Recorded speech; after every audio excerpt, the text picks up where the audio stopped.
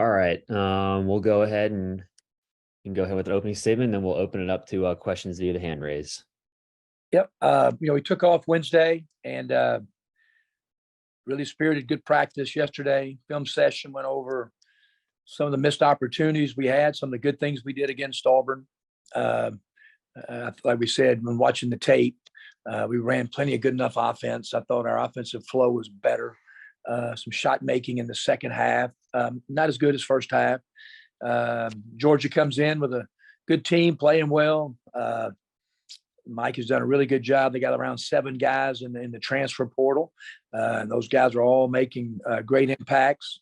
Their guard, Terry Roberts, leads our league in scoring in SEC play, shoots it really, really well. So good depth, great size, good depth, shoot it good. And so big challenge, but a game we're looking forward to. I think everybody loves the early starts, and hopefully have a good crowd at noon tomorrow in the pavilion. All right, Jake. Hey, Kermit. The other night you talked a lot in the post game about just trying to find that body language that you were seeing from the Auburn guard. Just how have these practices gone, and are you maybe kind of seeing what you were talking about the other night? Yeah, we and I was not so much in a negative way against us, but in such a positive way with an older guard, hoping that our younger guards can emulate that kind of swagger and toughness. And I didn't really see Green as a freshman, so maybe he was a guy that's evolved into that. But I think our practice yesterday was really, really competitive. I thought TJ and Amari competed at a high level for young guys. Our other guards were fine. So it was good. And we just got to keep making progress and have those freshmen grow into roles. I can ask another one. Go ahead, Jake. Just how, we've talked a lot to Matt, and we've gotten him after these couple games. Just how have you seen him maybe kind of shoulder the load? It kind of seems like the vocal leader maybe to us. How are you seeing him in these practices? Yeah, really good, really mature. He and Ty Fagan and Robert Allen have our 3 best voices on our team, and I think he's emerged. And we're trying to get Matt's voice to even be louder and louder, and just encouraging Matt to. You got to go back and rebound and make the toughness plays, make the 50-50 balls, and then win games even without scoring. And I thought the other night, he got to the line. He was our leading rebounder. So yeah, he had a really good practice, and obviously he's fighting it every single day, and improving. And we need a big game out of him tomorrow. All right, Jonathan, go ahead. Hey, Kermit. Apologies if earlier this was discussed. My connection was a little spotty, but we're good now. But what have been some, I guess, kind of the main adjustments y'all have made in practice in order to kind of get back on the right track? You were mentioning how important that next win is to kind of end this skid. What's been kind of the biggest adjustments y'all have made in practice, if any? John, I think the main thing is just consistency. I mean, you have seen in those games that we've had pockets of really good play. I mean, we've led Mississippi State, Auburn, and Tennessee in the second halves.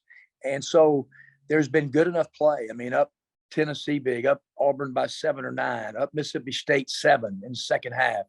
And we'll go through a 2 or 3 minute of turnovers that lead directly to baskets. Maybe it's just pockets of 2 or 3 minutes that these games get separated. And then that can happen in our league. But the biggest thing is just the consistency and be able to, just to put it quite frankly and real easy is that, some of their better players have gone and just made good basketball plays at the end. And we haven't really, made a particular play to really kind of close out games or a particular 2 or 3 minute segment.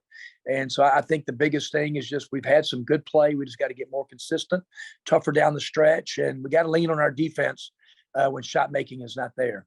All right, David, go ahead. Hey, Kermit. Thanks for the time today.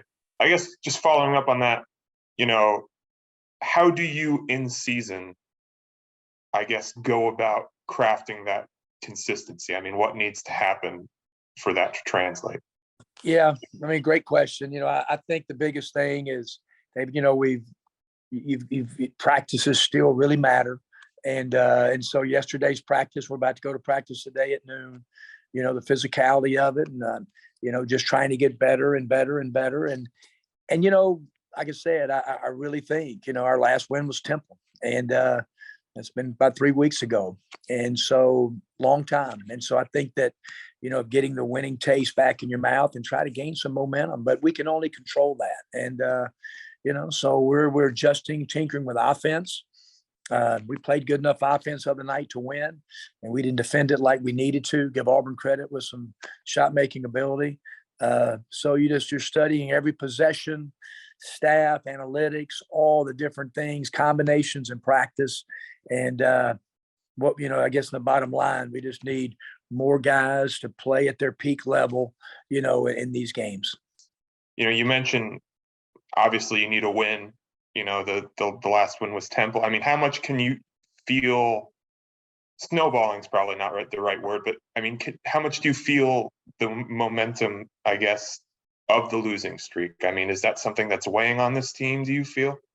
I don't sense it. I can only sense that in practice, and I haven't sensed that at all. I mean, you come to a practice and you'll see the physicality, and guys are together and trying their tail off. Besides the Northern Alabama game, obviously that was really, really, really disappointing, embarrassing. We have played 4 teams that had been ranked, 3 of them ranked, and and you got to make plays down the stretch to beat those teams. And we had opportunities and just didn't do it. And like I said, you can sit here like a lot of teams in college basketball and be 2-2 or 3-1 and have a couple wins over ranked teams and think was game's a big game, So it's you just got to keep your head down and grind. But I don't sense that at all. I tell you, if I did, I don't sense it. I can only see that like in practices. If that's ever occurred, it really has never really happened with our team as far as become a team that wouldn't engage in practice. And right now our team has been full responsive and doing fine. We just got to go make plays, put them in great positions to hopefully make plays at the right times during these games. You mentioned, tinkering with the offense. Just how are y'all kind of going about that, kind of mid-season in these practices? Well, I mean, you keep trying and searching and then trying to maybe give Matt some other opportunities, maybe give some other guys opportunities. We haven't scored around the goal great. And, to really, I think we've had some good looks around the rim. We haven't, even Matt.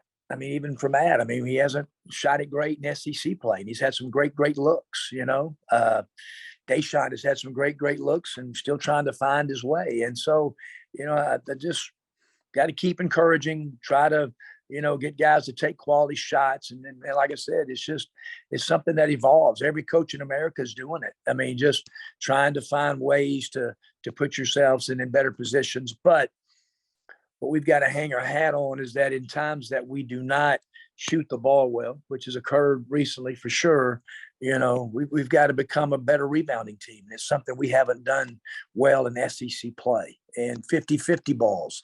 Those are the things that you've got to control and to win maybe a low scoring SEC game.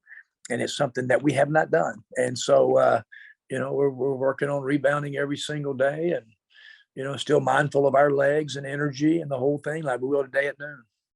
All right. Thanks, guys. Coach. Thank you. Thanks, Mike.